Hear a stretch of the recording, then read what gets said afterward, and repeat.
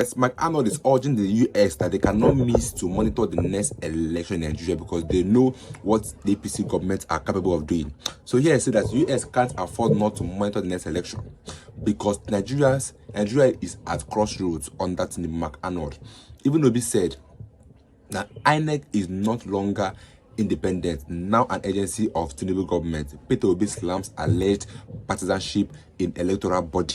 So guys, people have woken up in Nigeria. Even some people are demanding that they have tickets, which means Obi and Kwankwaso. This is the only two people that Nigerians have accepted, and they've even issued one to ADC that if eventually Peter Obi does not get the ticket, there is nothing on earth that will make them support anybody in ADC. This is why people are calling on the ADC members that they should better give the ticket to Peter Obi and Kwankwaso. Even people in the north have come out to say the same thing, that they want only Peter Obi and Kwankwaso. Peter Obi and Kwankwaso. That means Peter Obi must be the person that is going for the presidency, then Kwankwaso for the vice. That anything that will make Obi to become a vice, they should forget support of Nigerians. This is what they told ADC, and people have even issued threats, or let's say advice, to Atiku that he should step down for Peter Obi. Let Peter Obi run if he has the interest in Nigeria at hand. So guys, you watch the videos from Nigerians, and I'll see you guys in my next video. Don't forget to leave a like and a comment. Just watch the video, guys. I'll see you guys in my next video.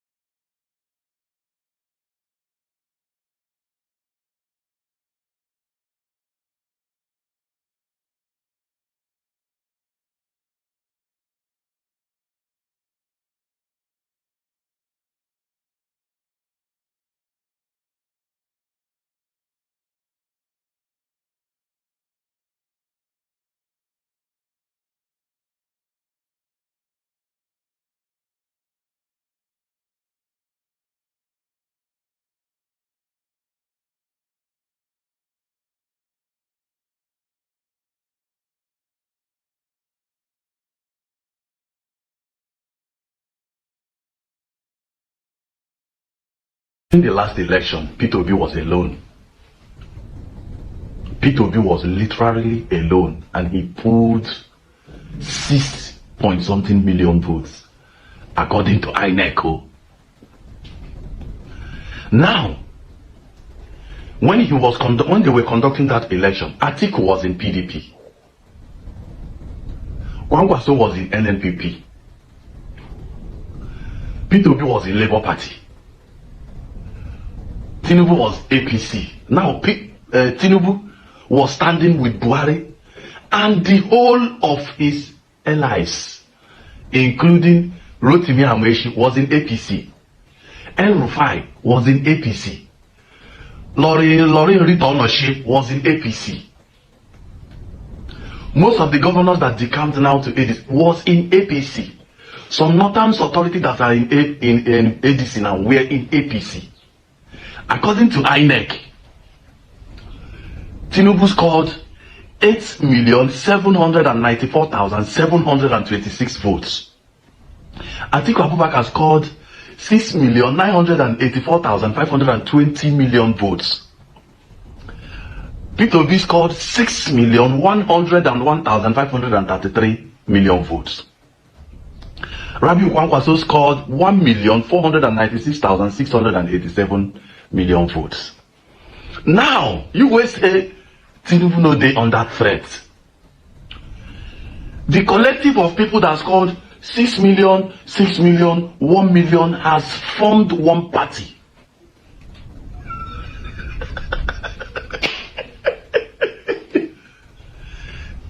$6 million Labour Party, 6 million PDP, 1 million NNPP has come together to form one party with their followers. And you say peace no go fight their last fight.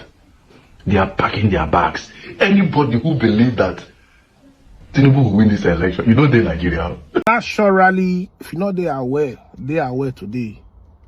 Now, Peter Obi and Kwankwaso don't go align with Sheyi Makinde. Sheyi Makinde don't tell them, say PDP no go feed any presidential candidate. So, Peter Obi as president, Kwankwaso as vice, then PDP deal with us for ADC. My brother, tight your bets. Tight your bets. Don't understand? Gary don't do adverts, but we not get adverts.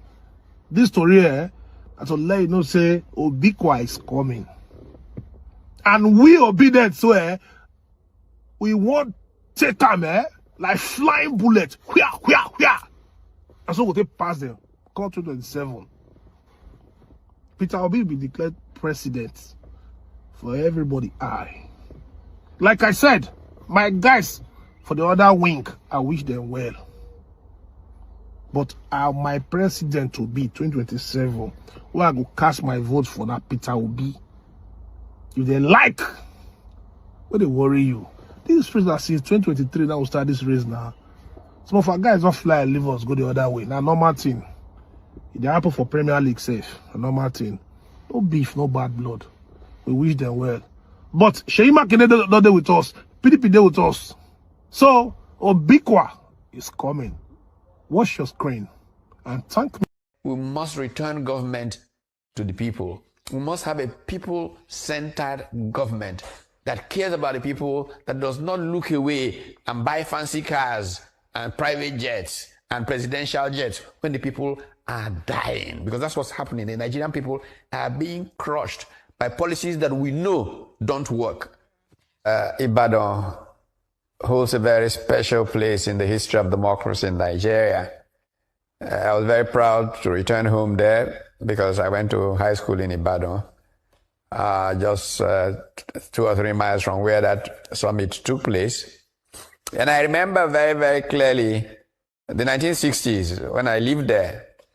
I remember the fact that, as your state governor said, Ibadan was a place where the fight for democracy saw its head. Operation Wait Here and all of that was that fight to ensure that democracy held in Nigeria's early days. But more importantly, Ibadan was where the whole movement for self-government had its root.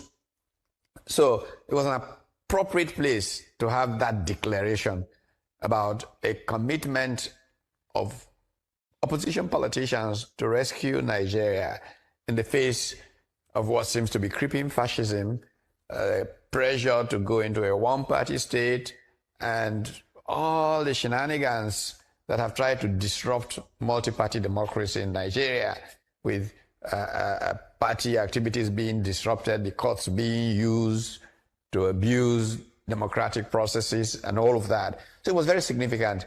It was symbolic to show that there are people who are willing to, play down their egos, their ambitions, so that Nigeria may prevail, which is something that is so important to happen. Some of us who not only came out of Ibadan of the 60s and saw the Agbekoya riots and all of that, but who were in the front line, if you may, of the fight for democracy in Nigeria after the June 12 elections were aborted, are scandalized that our democracy is in a worse shape now than it has ever been, and are proud to be associated with others to say we must restore democracy in Nigeria now. So that statement was a statement about the importance of democracy in Nigeria. That's the most important statement that was made in Ibadan. So Nigerians are committed to the democratic process. We don't want to install kings. We don't need KBACs. We want a people concerned about the people. And we want governments that are driven by the ordinary person's burden, more than playing up to foreign interests and all of that. And so the Ibadan Declaration was a call for national liberation, sadly, again. And I was very proud to be there. As you probably know, I gave the keynote on the economy. We hear things that are being said about how this way all of us wanted removal of subsidy. Of course, we wanted removal of what was called subsidy. 70% of what was called subsidy was corruption, pure corruption. If you came in and you took care of removing that 70% corruption, the other 30%, there are ways you will manage it, and the dignity of the human person will go into how we begin to rebuild, expand the economy, and growth. I told a story in Ibadan of filling up my tank on the express just as we were about to leave Lagos. And I realized that, and I was reading some report, the Piggy Save report on savings in Nigeria, saying the average Nigerian, 58% of us, earn 100,000 naira a month or less. And it took nearly 2.5 that upper limit to fill my tank. And I thought to myself, this is the most uneven kind of economy that there is. How can we live in a society that cares so little for the weak, for the small man? And I went to Ibadan determined, saying to people there, we must return government to the people. We must have a people-centered government that cares about the people, that does not look away and buy fancy cars and private jets and presidential jets when the people are dying. Because that's what's happening. The Nigerian people are being crushed by policies that we know don't work. I mean, Steve, I'm sure you remember, I was one of the frontline people explaining structural adjustment program. I used things like the J-curve to tell the story they're telling today again about how you see the benefits down the line. And I saw it destroy the very basis of development, our educational system, our healthcare system. And I say, how can this happen twice in my lifetime? I took time off when I saw that those Washington consensus policies were not working, to go to Asia, spend time in Indonesia, in Malaysia, in Singapore, in Hong Kong, and those places. What did we do wrong in Nigeria? It was clear to me that we had not gotten certain things right about policy. To come now and see people repeating that and telling me the same story of have hope just completely shows that we are not governing for the people. We are governing for their interests. State capture is taking over. And the people who are politicians, if they really are truly politicians, must unite in this kind of circumstance to say, enough is enough. We want a new way, we want a new path, we want a Nigeria that works for everybody. And the starting point is inclusion. You've got to bring people together. We have done too much to divide the Nigerian people. We must begin by bringing Nigerian people together. And if opposition leaders start with the example of they themselves coming together, pretty good way to start. Yes, Professor. All right. The other part of the question, Prof, is there were at least 4 specific requests in the communique that you issued yesterday, aside the fact that you'll be hopefully fielding a single candidate, all of the parties.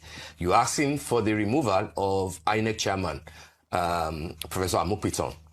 You are asking the National Assembly to immediately review some parts of the Electoral Act of 2026, which you consider to have negative effects on democracy in Nigeria.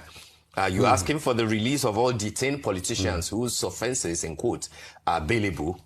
And then you are asking INEC to extend the timelines for the primaries till July rather than the end of May that it is currently. My question is, if none of those requests happens, what will be your next step? Will there be a protest like the King's protest that you refer to when you say no kings and no KBSAs masquerading as politicians? Will you do like the anti-Trump protest of no kings? What will the opposition do if none of these 4 key specific demands are met? Definitely an option on the table. Definitely an option on the table. There are many, many things that can be done. If you look at the list of those things, they are things that reinforce democratic order. All democracies respond to those kinds of things. I am surprised that Professor Amupiton is still in the position. If I were him, I am honestly telling you, I would have resigned already. It is not even an indication of guilt or anything, just out of decency to say, look, this is democracy. I am perceived as being a clog in the wheel. I may not be, but to give dignity to the democratic process, I withdraw, I resign. I tweeted a few weeks ago and compared him to Richard Nixon. I talked about 2 lawyers and cover-up, and Nixon resigning from the most powerful job in the world.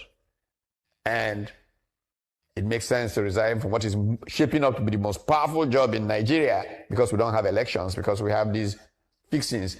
I am surprised that people are not in court all over the place. Evidence is not all out, for example, that the elections of 2023 were rigged. The example of Port Harcourt is clear. INEC still can't upload IREV properly.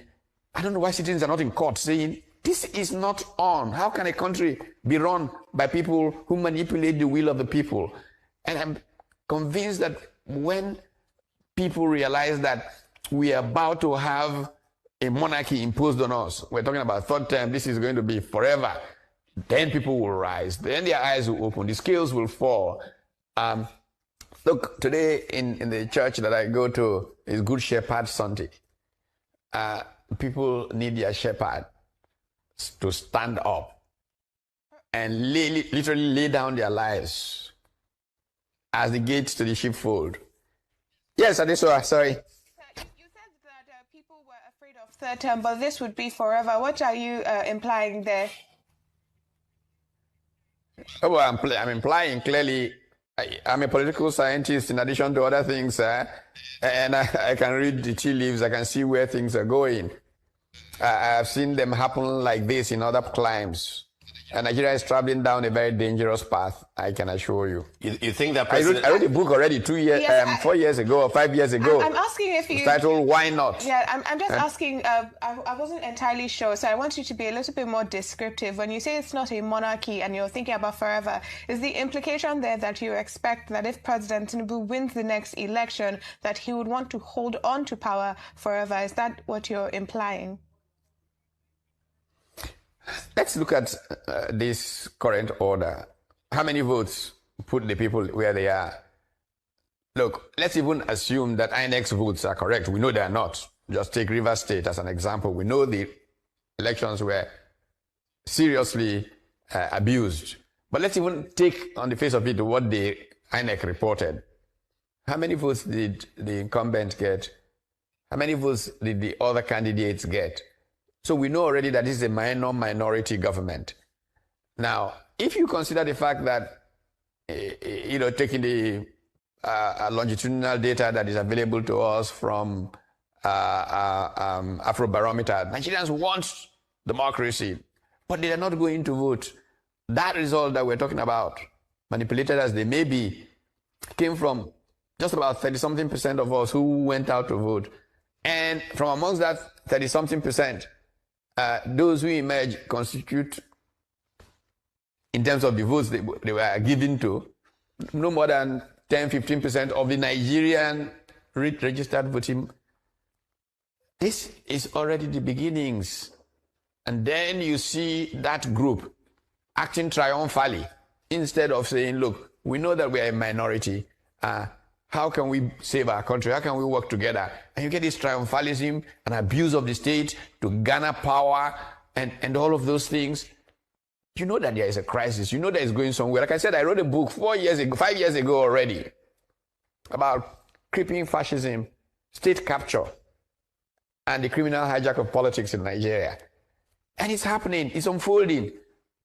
30 years ago, an American, Kaplan, talked about the coming anarchy, analyzed these things, showed where we are today. I am predicting, as somebody who is schooled in this area, that if we don't stop what is going on now, what we will have is worse than what you are describing and I was referring to. Minute or thereabout that we have, will all these things depend on what comes out of the Supreme Court, given that both the ADC and the Makinde Tanimu-Turaki faction of the PDP depend on the Supreme Court to know whether they would even be able to feel the word out there already is that the Supreme Court process is designed to delay things and run people out of time and all of this. So if that happens, I went to school. What are the options? What are the options left for you? With classmates whose fathers were judges, they are demolars, and all of that. The Nigerian judiciary was never as bad as people now perceive it. They can redeem themselves, but if they don't redeem themselves, history would count them as part of what ended the Nigerian dream. And it's possible that that might be the final outcome. And you have to settle for that option if nothing happens, if Supreme Court does not give a positive verdict. Does it mean that all these demands will end there? Just in 20 seconds before we leave, Prof. Not necessarily. It depends on so many things. Scenarios are there, they're built, and one scenario will play itself out. I'm not sure what scenario, but this is what this is about. Okay, sir. History is unveiling before our very eyes. So guys, you have seen that everybody is angry and everybody supports Peter Obi because they know that is the only person that can save Nigeria from its mess. Because right now, Nigeria is suffering. Nigeria is going down day by day. Democracy is going down. Because tell me, why would the government want to have only one party in the next election? That means that they don't want anything to become an opposition, which means opposition going down in Nigeria means democracy is gone. Now everybody have woken up. They say no. But APC have tried so well to make sure that ADC is not recognized. But people have stood their ground. They say that no, that there's nothing on earth that will make only APC to be in the next ballot. And report even has that APC not sending a move to come join ADC so that they can be able to vote for a weaker candidate so that APC can win the next election. They are doing everything possible to make sure that ADC does not qualify or does not even have to be on the ballot box. That is their plan. And people have begged Atiku, have warned Atiku, have done everything that Atiku should please step down for Peter Obi. That Peter Obi is the only recognized candidate by Nigerians. Imagine Northern have come out to even say that Peter Obi should please come out and run, that they were going to support Peter Obi. People have come out to beg Peter Obi that he should please not even think of being a vice to anybody. It's because of the love that people have for Peter Obi. Because of the love people have for Peter Obi have made people to bring out their support, their energy supporting ADC. And they've said that if Peter does not get a ticket, that there's nothing like ADC in the next election. That anybody that comes out about Peter is going to lose. That they only want Peter Obi to be on the ballot box. This is what Nigerians are saying that they want. Pat Otomi is supporting Peter Obi. Everybody Obi. This because they know that this man is the only target Nigerians want, and the only person that can revive Nigeria back and bring sanity to our country. Because Nigeria today, imagine that US is trying to, or that they are urging US government to come and monitor our own election, because they know what APC have done in the past and what they are capable of doing. But let me go to views in the comments section. Don't forget to like and comment. I'll see you guys in my next video.